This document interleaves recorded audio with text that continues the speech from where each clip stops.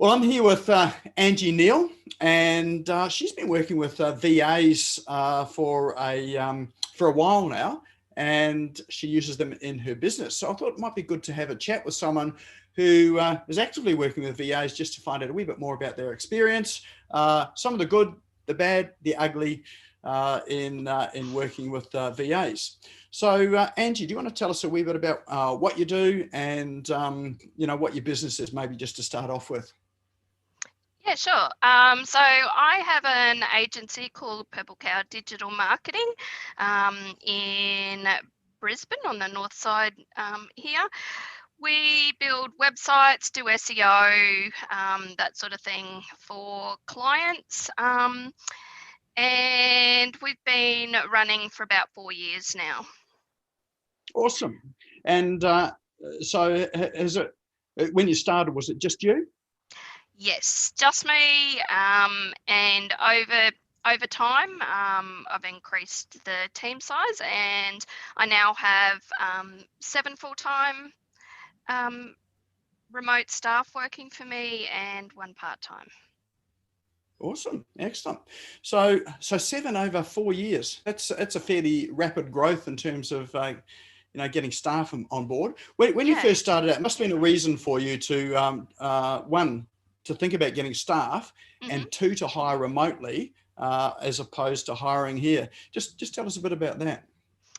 Okay, so the number one reason for hiring people in the first place, which is probably the same as most people, is so that I am not the only person of contact, that there's actually building a business rather than just a job, and then able to step out of it and things still keep running.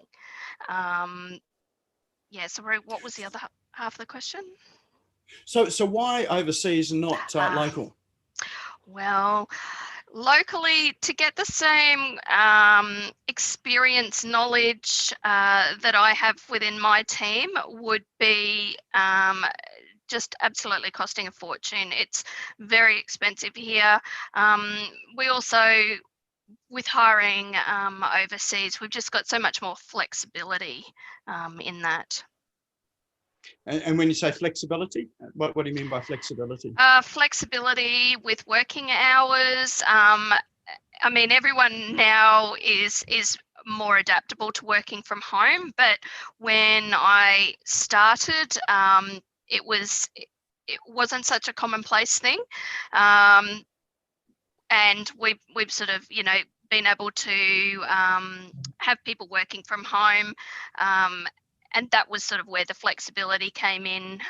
We've initially hiring part-time, but soon found that, that the VAs and staff that I've got overseas are just worth their weight in gold, and there's no way they can work part-time. I just need them all the time. Yeah. So when you hired VAs, I mean, you obviously had a vision for your business, where you wanted to go and where you wanted to grow. How, like when you're making the decision to go and get remote staff, how did that fit into your business vision? Tell us a bit about where you hope your business was going to be in the first 12 months and the first 5 years. Yeah, well, initially the intention was just a VA and a developer. Then I've found that there was a great need within my business for content, so I've got a content writer as well, and we've got branding experts in the team as well now. So initially it was just to take bits of load off me. Now the way that it's happened is that excuse me, I've worked out that they're far more talented in areas that I was doing myself, so they're looking after that, and I have become more of the project manager in the business, and adapted roles probably around staff that we've got, because I've seen, oh my gosh, this person is just so amazing at this area. I'm going to take myself away from that. They do a better job of that than me, and being able to expand the services that we offer within our agency, because of the amazing, talented people we've got working for us now. Wow. So how do you find these people? Like, so Philippines is a big place. Did you go over there to get them, or did you go to a No, job board, or did you use an I've agency? not left this computer. No, so initially I used services like Upwork. Found, that was okay. There was easier to hire people on a short-term basis through there. But then one of the things I found was that Upwork take a lot of their money from them, and I didn't think that's really all that fair. Over time, I've found all my hiring I do now through online jobsph.ph. So I'm hiring directly from the Philippines through there. I definitely recommend using their higher paid subscription model, because you can do some better background feedback, and I've created a process that I sort of use now for that. I run them through different channels. We do tests of for a developer. We'll say, okay, let's I'll give you a paid trial, do paid trials with people, and make sure, and then also using systems in the business to ensure that people are doing what they're saying they're doing. Aha. Well, maybe because I got caught out.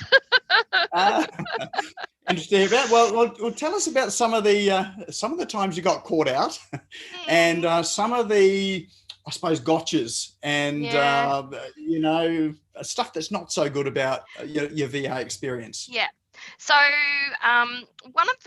one of the big tools that I use is Time Doctor. I've tried a few over time, but we've always come back to that. The thing I like about it is the screenshots, not just because don't necessarily trust people, because as they've worked for me for a long time, the trust is huge. They're great people that, hardworking and no different to you and I.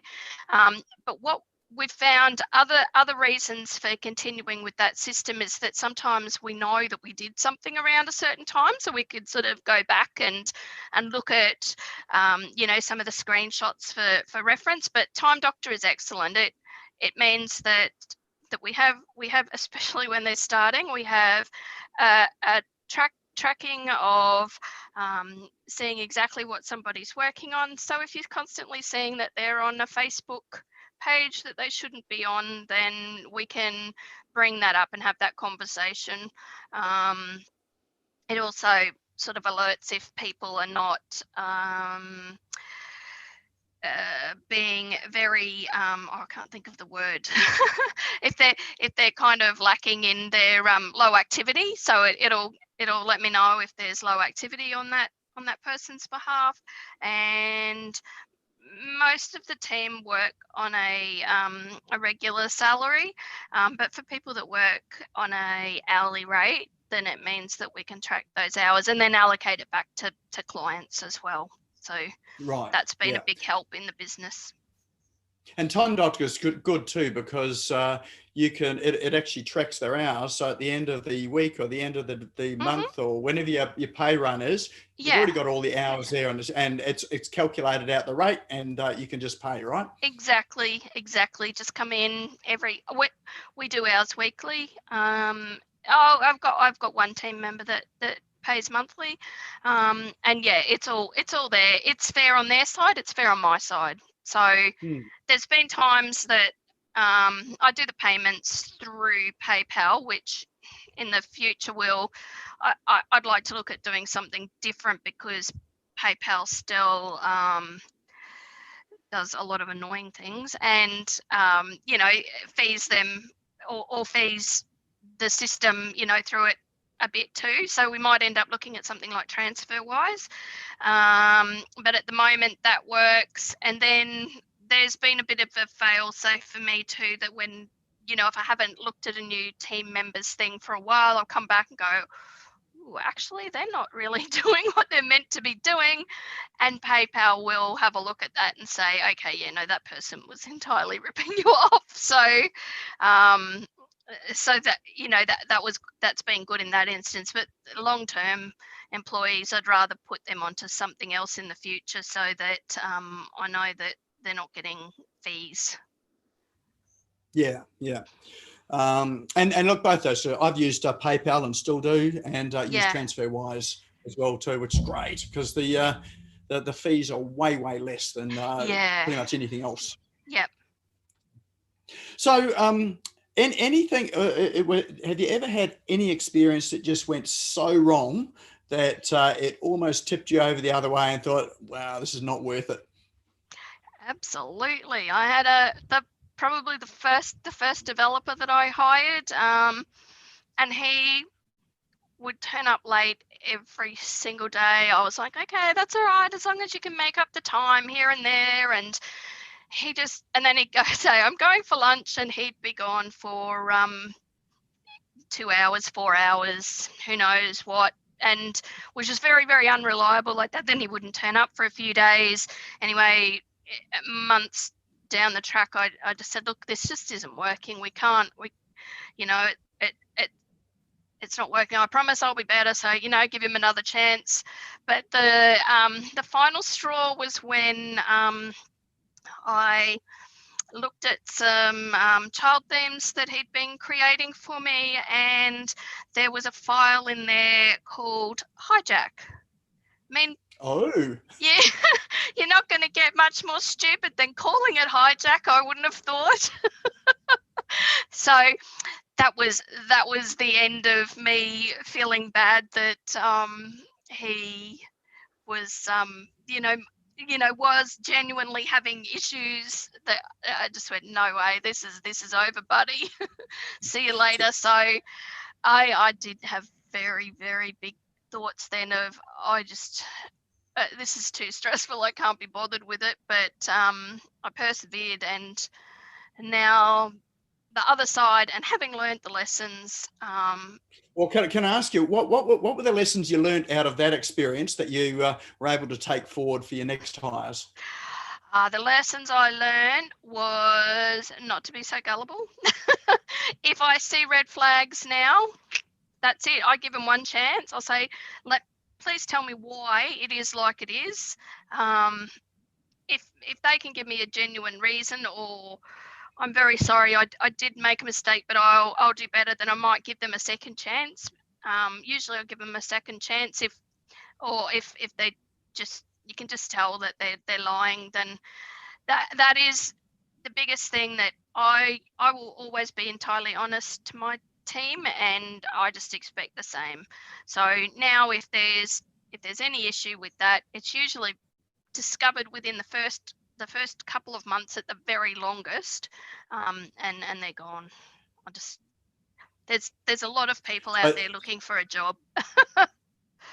Yes. So you've developed a ruthless streak that you can cut things off before they become a real problem. Yeah. Yep. And Yeah. just So go ahead. oh, sorry, just other processes to ensure that, though, there's no room for people to be, like there's processes and QA checks now, that there's no room for somebody to think they'll just pop a little hijack file in. So Right. So you've got some systems in place to check for those little Easter eggs or boxes. Yep. Yeah. So what about the other side? I mean, that's the side of the coin that I hear about a lot, are the experiences that people have that are not so good, and it does put them off for life, and they do sort of shy away from the VA side of things. But look, there's a whole other side of the equation too. I mean, it can't all be bad if you've got a team of 7 there and running well. So tell us about your team now, and how you ensure that you get good people that are reliable and are team members. Yeah. So I'll start them with a trial, a paid trial that it'd just be, a week or a couple of days to ensure that they can do what they're saying they're doing. Then we move on to a 2 or 3 month probation time. Everything's always paid. They're always paid, but in that time, I'm a lot more vigilant vigilant to check over what they've been doing. I'm not a micromanager, and I think when you get the right people, that's really great, because these guys are very intelligent, very talented people that don't need to be micromanaged, but it's about getting the right people. I use I've used a couple of different softwares over time that have helped me with that hiring process. So weighing people up with trust factors. So going through online jobs PH initially, and making sure that there's no additional profiles, that what they say they've done, they can give me a bit of information about it, that their Facebook profiles match up. Just being more vigilant on that side of things, as well as using, I think it's Verbo that I've used, that I can move them through a process. We go through a checklist, and really quite similar to the way that we would hire, I think, in Australia, doing some checks, background checks, sending an email to asking for a referee to send an email to. Those things, they work.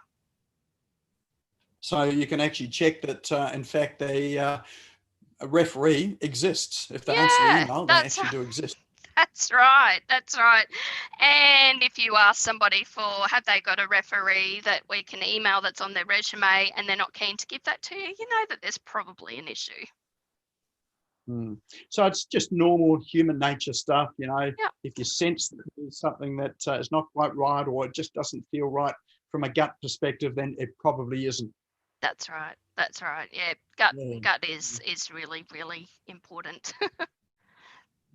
So your paid trials, tell us about that. Like, why would you do a paid trial as opposed to a free trial for them to demonstrate what they're doing? Because I want to show respect for my team as well, and I just would never expect. I would be offended if someone asked me to do work and not be paid for it, and I think that should be exactly the same thing. It doesn't need to be a lot of money put aside for the initial trial, because you're going to get an idea of whether they've got a clue what they're doing within hours. So that might only need to be a day or two's work to get that initial idea of if it's a designer, if those designs that they're showing me they have produced. One thing that can be a little bit of a problem is that you'll get people that say that they're an individual, whereas it might be a group of people working for you. So you'll get very inconsistent work back from them. But I've found that using Time Doctor and and using the screenshots tends to cover that a bit. The other thing too is that sometimes if they're an agency like that, they'll give me their PayPal account that is somebody else's name, and I won't pay to that. So it has to be a PayPal account in their own name, not some, I've had someone ready to go, and then they've sent me somebody else's, and I said, well, why would I be paying somebody else for your work? So I'm not taking those chances on. I'm hiring a person for a role. They're to be a team member within our team. I don't want to hire an agency where they're outsourcing my client's work to someone else. And sometimes you don't know, because I know that I've hired virtual assistants in the past thinking I've hired a person, and it's not. They just happen to be the person that's the salesperson for the agency in behind it all. And then you find that, oh no, there's a whole lot of other people in there. That PayPal account thing, I've had that as well too. Yeah. And and I've generally found the work that comes back when your outsourcers are outsourcing, it's really of very, very poor quality. I've never really had anything that's of good quality through something like that. No, and one that I had at one stage, he was silly enough to post pictures of his of his little agency thing that he had set up videos of it on Facebook, that I was friends with him. And I could kind of see why the quality was so bad. It had a fair bit to do with that they were all playing Fortnite. So, so again, Signs off would pick it up, wouldn't it? yeah, well, I think they were using just one computer in particular, but then he posted this video and, you know, there was kids in there, there was this, so no wonder why, you know, the quality of work wasn't great, and he was never getting back to me. That's another tool we use is Slack, and when it's work hours, they're expected to be contactable. Don't be not answering me for 24 hours. That's not working either. Yeah. So that's interesting. I mean, moving on to communication, just tell us about how you do communicate and how regularly, how you check in, how you get them to check in. How does that work? Do you leave them for a week, or and hope they get on with it, or what's your process? No, we are talking constantly. So we have we've got channels in Slack, everyone as an individual as well. We have a team one that we all say hello to every day. We have shared email accounts that we work through the client stuff in. We use a system there where we can sort of chat with each other behind the scenes of it. But the communication, we all talk to each other every day. We now have a really good culture. So I think getting your initial great person, and then when people come on, they just fit in because or they stick out, they stand out really bad if they're trying to do anything dishonest, because we've got such an amazing, hardworking, dedicated team, all working towards the same goal. And so are the team looking out, you know, for any new hires? They're looking out as well, and they would point out any concerns or issues they might have to you? They have never done that, but usually the new hires, I keep them away to start with, because there is times when it could be the same. You know, we might go through someone for this role, a few people before we get the right one. So I sort of, you know, everyone else is busy doing their own thing. I just bring them into the team when I'm confident that they're right for us. So your job is to recruit the team, to train the team, or someone new that comes on, ensure they're the right fit your culture, and then you start to integrate them in the team once they've passed through all those the trial periods and the tests. Yep. Yeah, that's right. Yep. That's right. I mean, I've had a couple that, you know, when with our beloved COVID, that went through a stage where a few people, we got rid of them, and then when things started picking up again, hired some new people, and that's where I've got just some people that just absolutely fit what we needed, and a couple of those we did fairly quickly get them in on into the team environment. I could just see that they were going to be right. I think as you get experience, you sort of work out. What you're saying is that it's not all perfect to start with. There is a bit of work, there's a bit of trial and error, and you know, you can't really just go and expect to go out there hiring someone and the first one that comes through is going to be the right fit. Sometimes it can be a process of, hey, look, you've got to try a few until you find someone that really fits. That's right. And I once heard somebody explain it quite well, and they say hire slow and fire fast. So take that time to make sure they're the right person.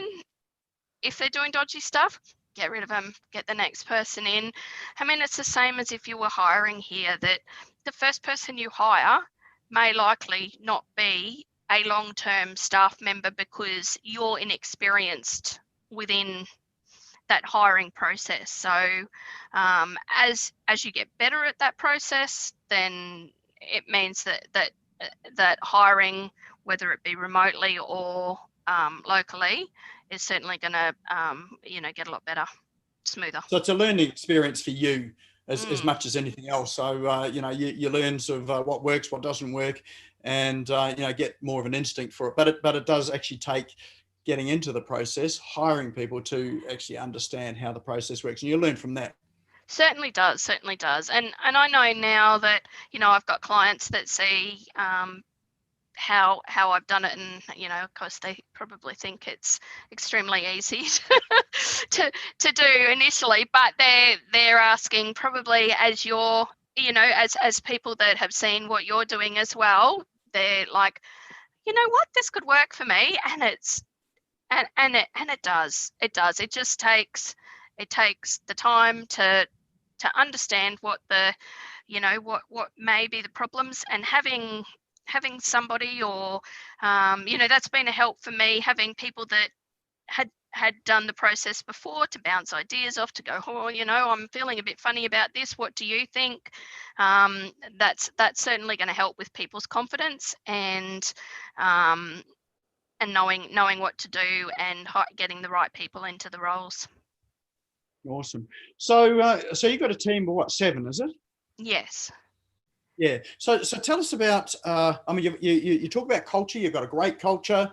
How did you develop the culture, and how do you turn these individuals that you hire into a cohesive team that is working for the organisation? And I noticed that you use the term remote staff and not virtual assistant. So just tell us, talk me around that.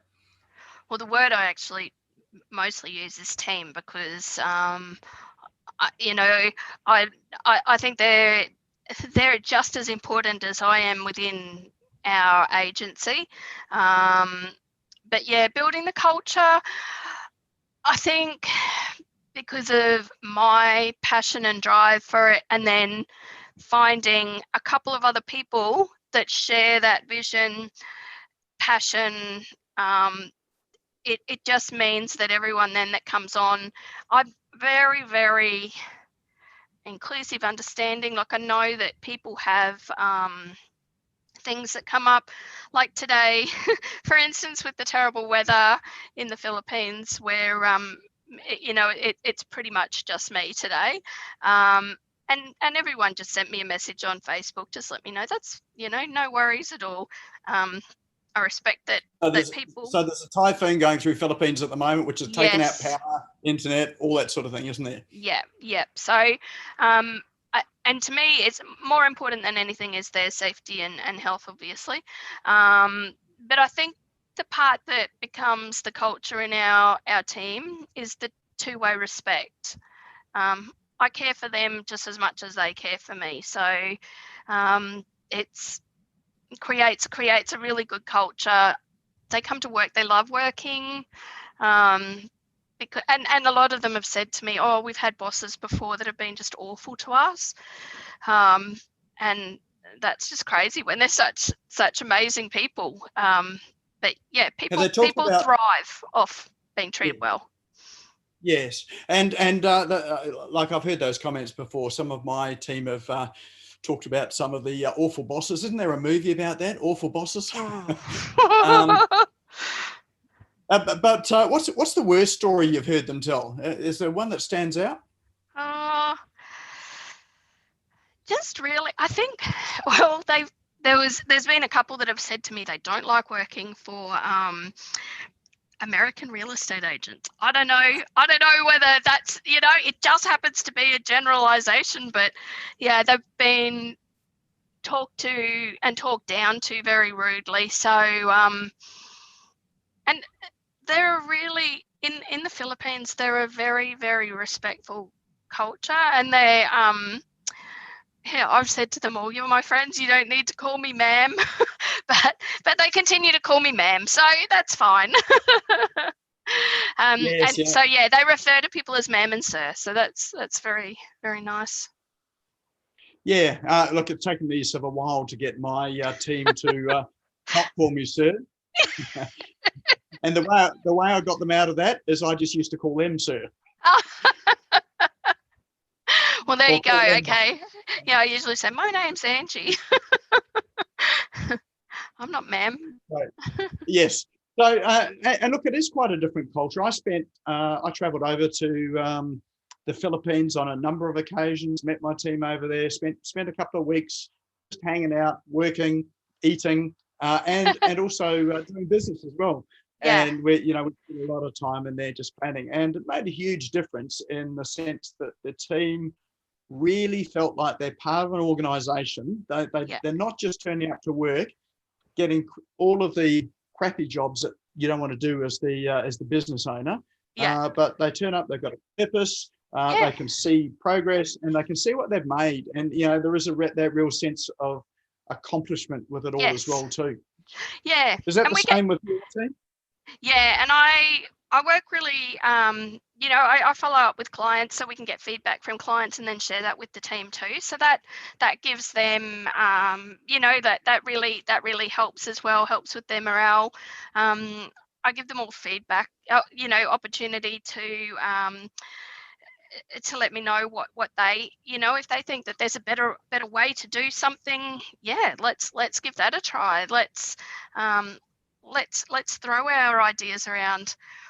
Most of our communication is through typing, because although our team is all fluent with written English, they don't necessarily feel confident with their spoken English.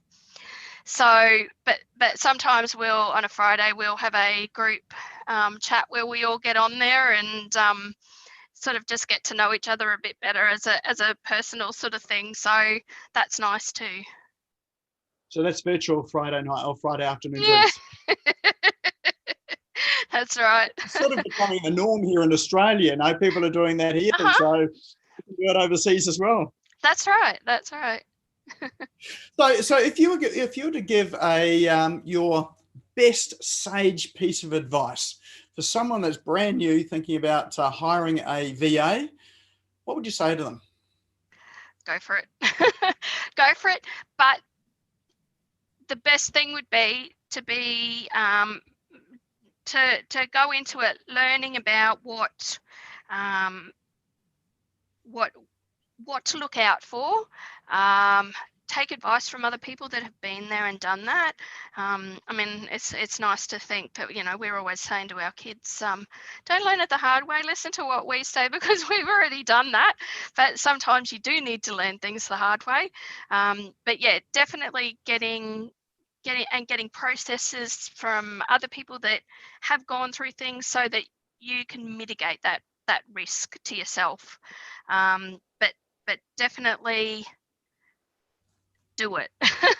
I think that's the way our world needs to move, and less of everybody traveling to jobs. If we're all working from a computer screen, then let's do it remotely, and there's no difference to hiring somebody in another country than to here. Exactly. And less overheads, less cost, more productivity, save us cheaper time, and a better client experience. Exactly. So yeah, and my team, they email through to clients as well, and it's great.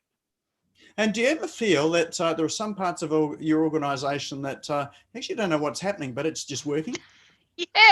Yeah, definitely. I know, as time goes on, they know what I've sort of have sort of put in place, because you just can't do everything. But then I find out that think, oh, I must get that information to such and such. Oh no, someone else has they've already communicated that together, and it's all just starting to work as a unified entity with these people behind the scenes that just are getting it done. Yeah, as you say. Yeah. Oh, I just remember there's one question that I get asked a lot, and You've probably heard it too. And that's all around trust and security. So how do you protect, that you're giving them access to, the back end of websites and, email systems and a lot of personal information. And there's real potential for someone with malicious intent to cause your business quite a lot of damage. So how do you deal with that? Well, someone who put the hijack file in there, gone, and I definitely tighten things right down after that. I've got team members now that that have been with me for many years, and I trust them with the earth, so that's different. But initially, we are cautious about what areas people are given until they've proved themselves to be trustworthy, and that's one of the reasons why I have such a short tolerance to any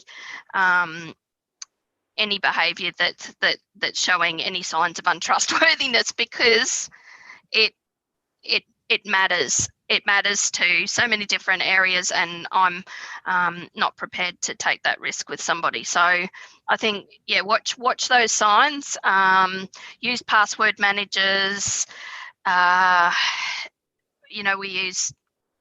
There's a lot of different tools that I use that sort of cover bits and pieces of not giving everyone access to everything, because you need to make sure you've got the right people there for that.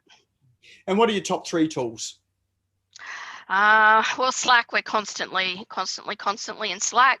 The project management tool that we use is Nifty PM, so that's great. And probably a bit at the moment, there's a couple that we've been using a lot as we're doing more branding. We're using software called Brandox, and we use Gitbook to document things for clients. So I'd have to, actually, one of my top ones, I'd have to throw Time Doctor in, because we just couldn't do anything without it. Excellent. All right. Well, hey, really appreciate your time today, Ange. No worries. Good to speak with someone else that's also working successfully with VAs with a similar philosophy and culture with it all. Yeah. And my dream would be to once we can travel again, to go over and meet my team. Oh, I can tell you, it is too. well I'd worth love it. Yeah, well worth it. So I've done it a few times now, and and look, for the cost of it as well. Like, what does it cost me? I think I go over for about 2 weeks. Cost me about $2,000. So wow, that's amazing. $1,000 of that is airfares. Yes. So the other 1,000 is over in the Philippines. That's all my accommodation, living, going out to dinner. It's not scrimping or anything like that there. So from our perspective, the cost of living is just way down. Oh, I know. Well, our cost of living is very high, and translated to over there, it's entirely different. And that's exactly. That really is another thing that makes it an easy decision to hire from the Philippines. Yeah, absolutely. Excellent. Oh, that's awesome. Thanks for your time again. And no worries. It's really good to have someone who's actually in the business, have got VAs, and giving us the truth. I can tell people what it's like, but here you are. You're working with VAs every day, and you're running your business very effectively with that, and very successfully with that. So thank you very much. Okay, thanks.